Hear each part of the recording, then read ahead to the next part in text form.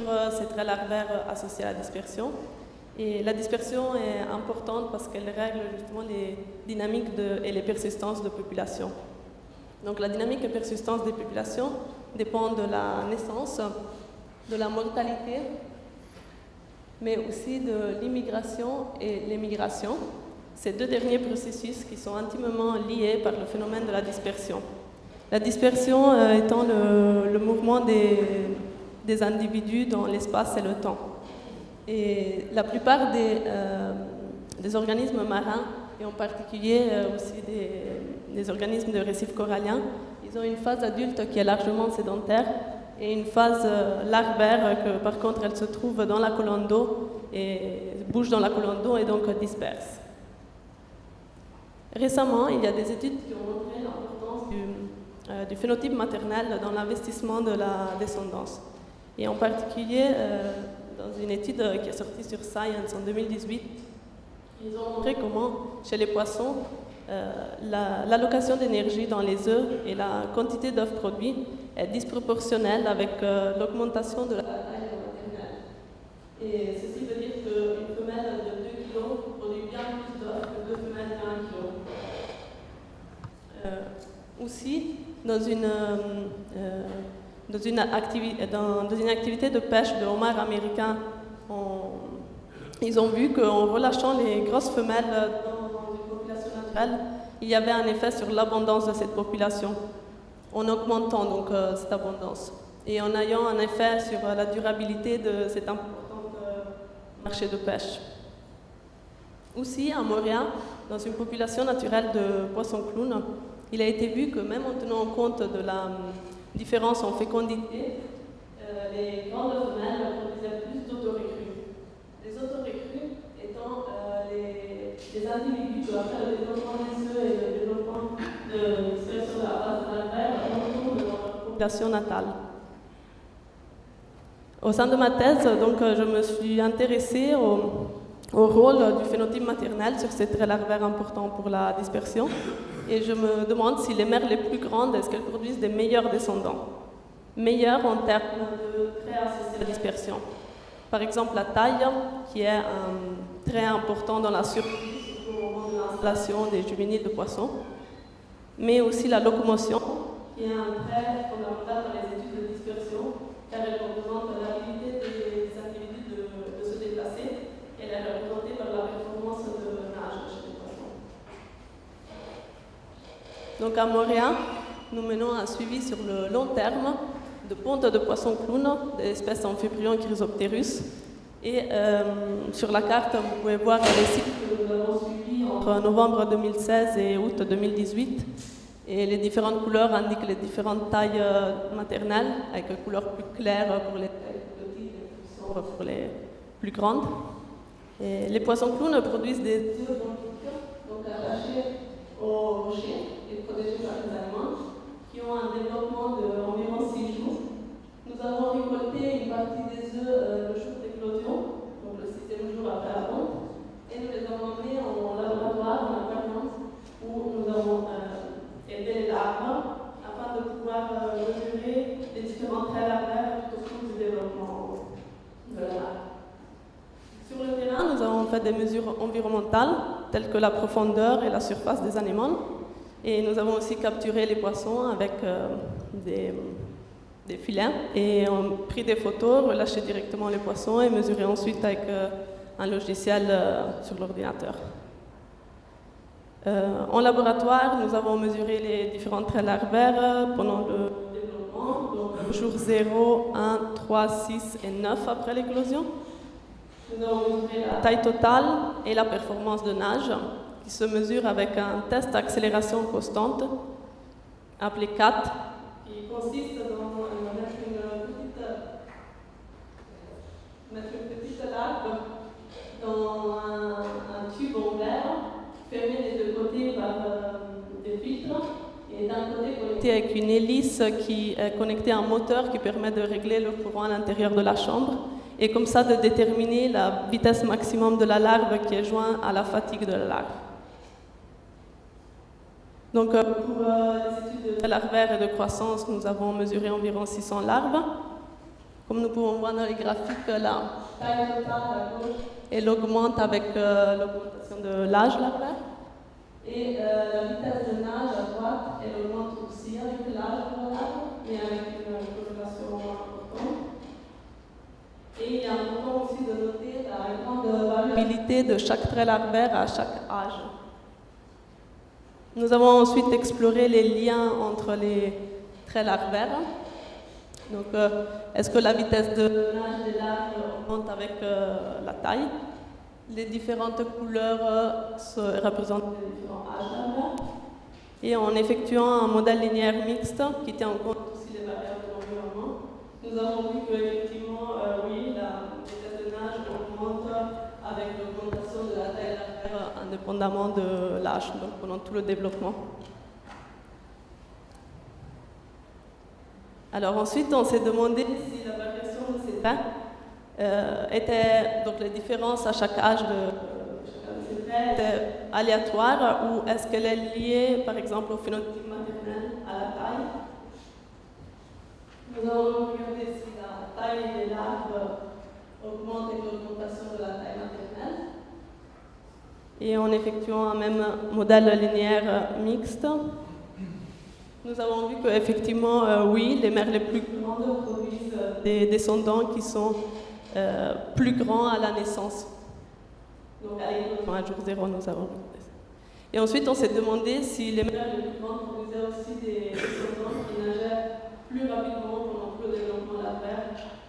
Et en effectuant un modèle mixte, nous avons vu qu'effectivement, les mères les plus grandes produisent des larves qui nagent plus vite, indépendamment de l'âge.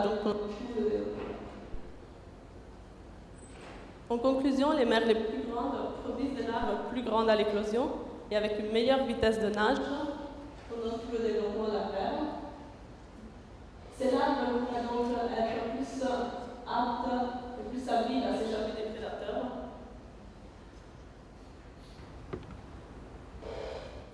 Elles pourraient aussi être plus capables à capturer les proies planctoniques en mouvement. Et en conséquence, elles pourraient aussi être plus capables à contrôler leur dispersion et à s'installer dans des habitats plus aptes à la colonisation. Donc le phénotype maternel joue un rôle important dans les traits larvaires associés à la dispersion, ce qui a un effet direct sur la connectivité entre population et la reconstitution de population. Mais dans le contexte actuel de changements environnementaux et de surpêche, la diminution de la taille des poissons pourrait, disons, réduire ses capacités de dispersion, ses habilités à capturer la nourriture, à survivre, et en conséquence, ça affecterait les dynamiques et la persistance des populations. Suite à cette étude, je suis aujourd'hui en train de m'intéresser à l'importance écologique de la dispersion larvaire, donc à déterminer les capacités de dispersion des larves toujours en fonction du phénotype maternel tel que la taille, mais dans le milieu naturel. Donc à l'aide de 2 étudiants de master, nous sommes en train de relâcher des larves sur le terrain. En plongée, on suit les larves et on a des bouées à la surface avec des GPS qui prennent les positions chaque seconde et nous déterminons ensuite les trajectoires de dispersion et aussi les directions de dispersion.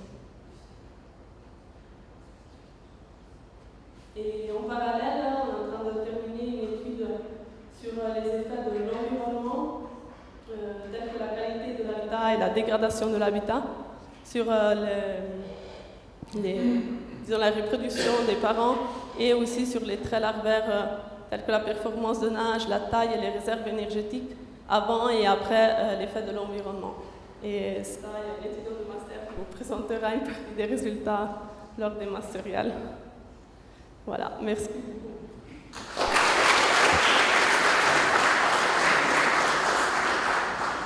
Merci beaucoup Daphné. Nous passons aux questions.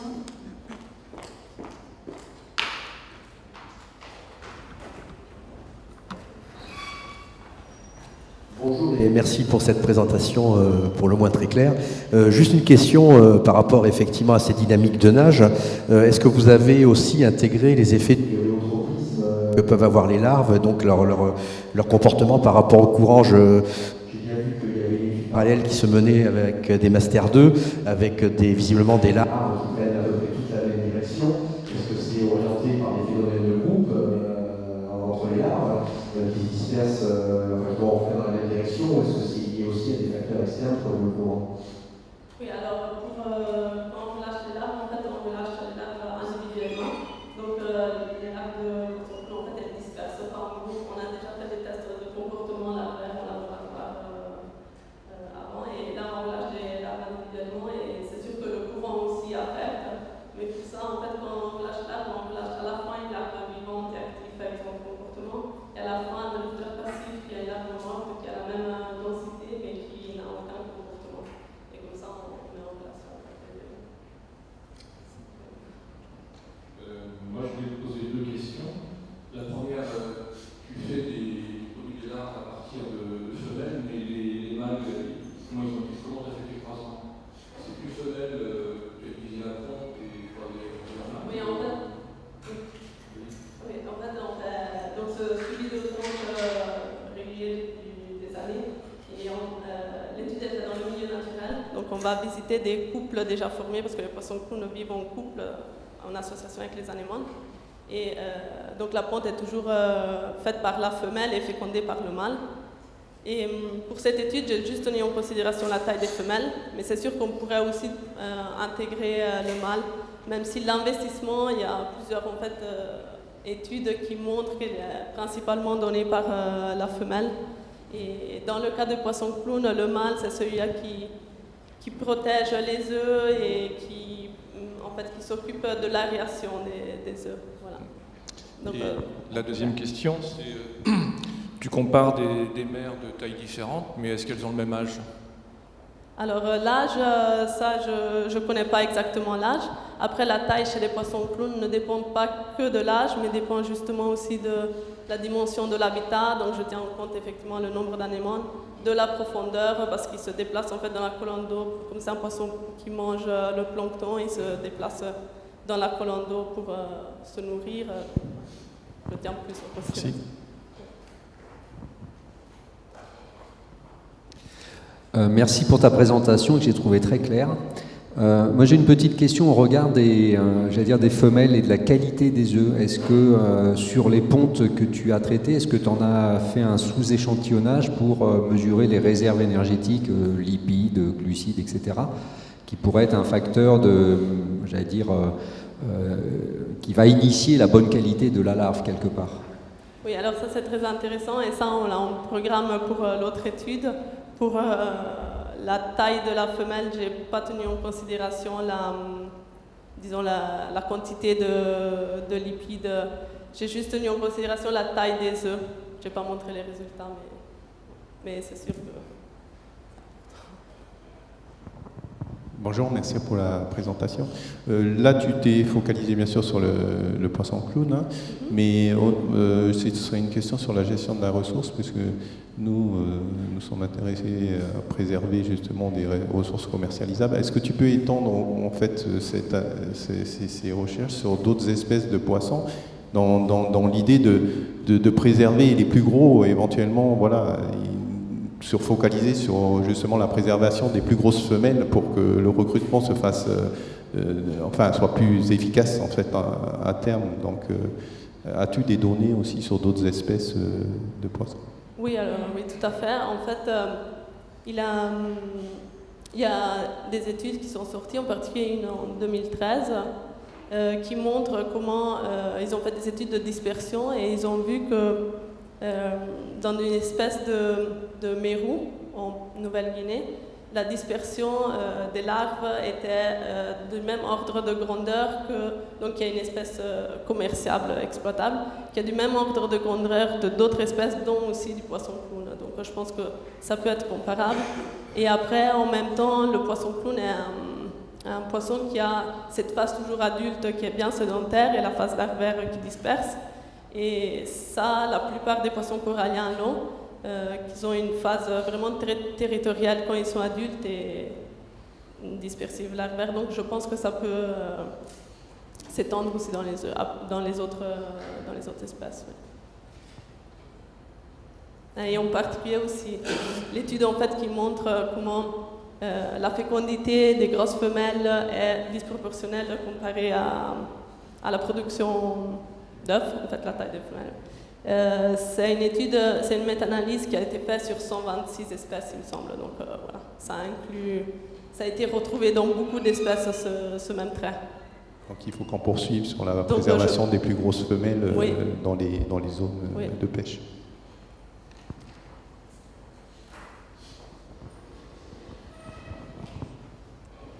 Est-ce que dans le public, il y aurait une question pour Daphné ?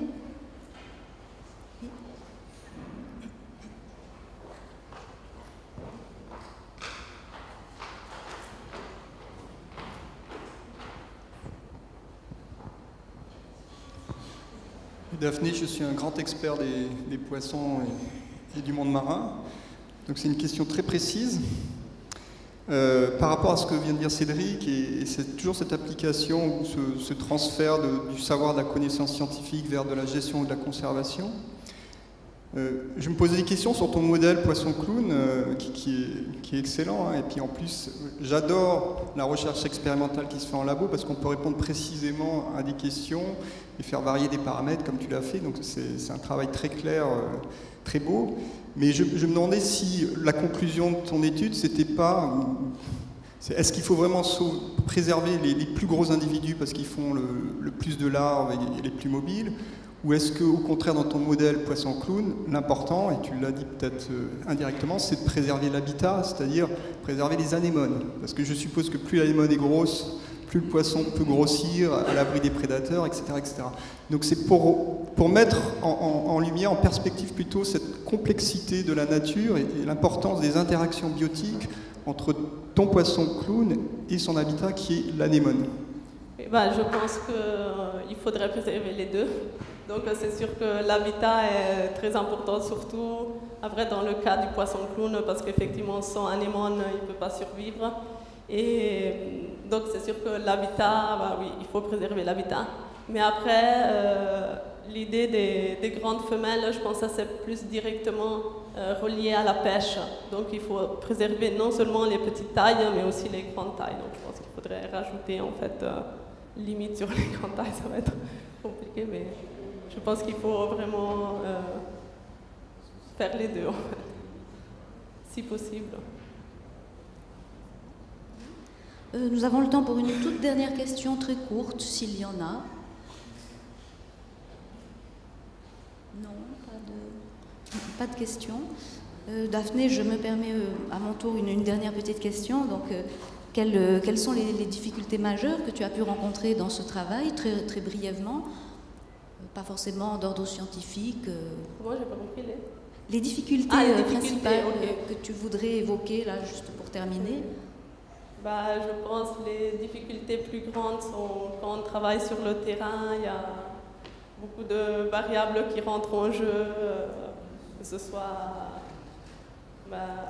déjà, ça implique beaucoup de temps de travail et après, ça dépend du temps et tout. Et c'est compliqué, voilà, la gestion, et c'est difficile en même temps de, je pense, bien gérer entre la partie pratique terrain, la pratique laboratoire et la partie de rédaction et tout ça. Donc, je suis en train de